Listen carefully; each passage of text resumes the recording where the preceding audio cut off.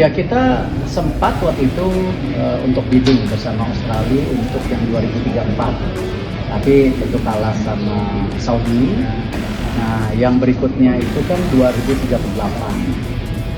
Saya tidak tahu apakah kesempatan Asia ada pada saat itu, karena kan ada Saudi. Iya. Akses berikutnya kalau 4 tahun lagi 2042. Iya. Tapi kita mesti lihat setelah Saudi itu sebelumnya Eropa, Saudi, nah mungkin nggak Afrika. Kalau Afrika ternyata nggak, mungkin di situ juga bisa Amerika Latin atau Of his word, the man that does what he says. I know him now for some time already, and what he has done, what he's doing for football in a great football country like Indonesia is absolutely unique. Himself with his government, with of course Eric Thohir, who is also a great friend. They have done incredible for Indonesia, for Indonesian football, for girls, for boys, for youth, for seniors, but most importantly for the passion and the heart of all the people. Everyone dreams about being part of football. Indonesia bidik Piala Dunia 2042, mimpi besar Garuda menuju panggung dunia. I'm here, that's why FIFA, we will continue to support, to invest, to be part of Indonesia. We have an office in Jakarta, and we are looking forward to continue this fantastic collaboration for Indonesia, for the whole of ASEAN, for Asia, but for the entire world. We unite. This was also our discussion with the President. We want to unite the world, and Indonesia is playing a crucial part in that.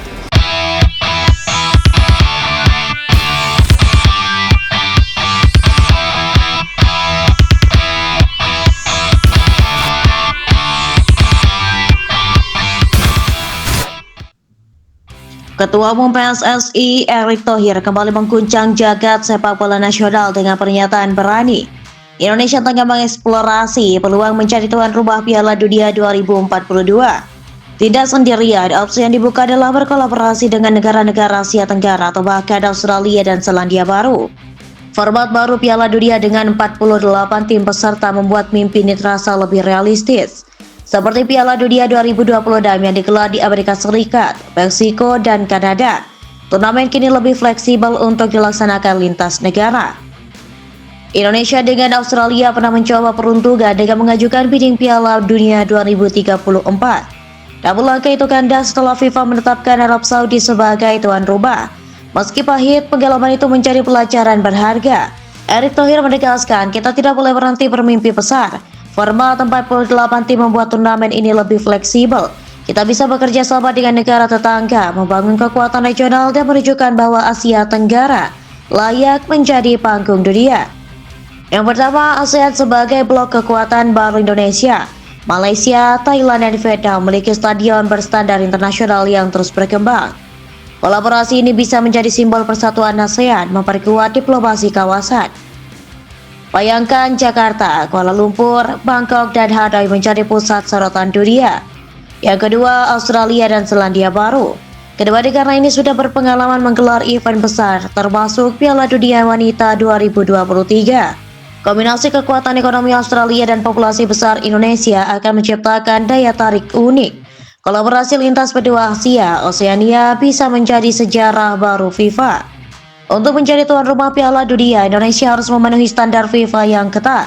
Stadion megah dengan kapasitas minimal 40.000 hingga 80.000 penonton. Transportasi modern, kereta cepat, bandara internasional, dan akses jalan tol. Akomodasi internasional, hotel berbintang, fasilitas latihan, dan pusat media.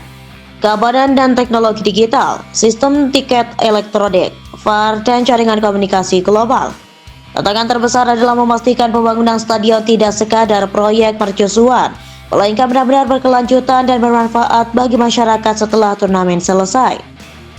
Menjadi tuan rumah Piala Dunia adalah investasi besar. Biaya penyelenggaraan bisa mencapai puluhan miliar dolar. Keuntungan ekonomi, pariwisata melonjak, investasi asing masuk, lapangan kerja tercipta. Branding nasional, Indonesia tampil sebagai negara dengan kapasitas global.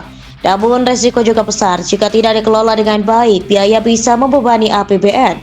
Kasus Brasil 2014 menjadi pelajaran. Stadion megah terbengkalai setelah turnamen. Afrika Selatan 2010 sukses branding tapi stadion banyak yang tidak terpakai.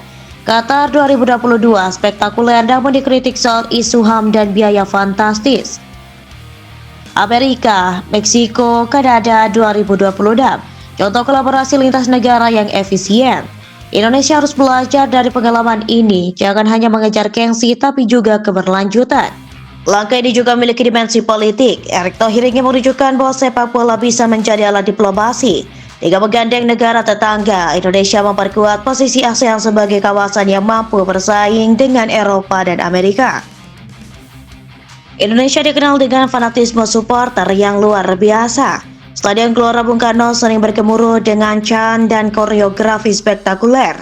Jika Piala Dunia digelar di Indonesia, atmosfernya akan menjadi salah satu yang paling berkesan dalam sejarah FIFA. Indonesia plus ASEAN. Stadion tersebar di Jakarta, Kuala Lumpur, Bangkok, Hanoi. Simbol persatuan ASEAN. Tantangan koordinasi lintas negara. Indonesia plus Australia dan Selandia Baru. Kombinasi Asia-Oseania. Infrastruktur lebih siap, tantangan jarak geografis yang jauh.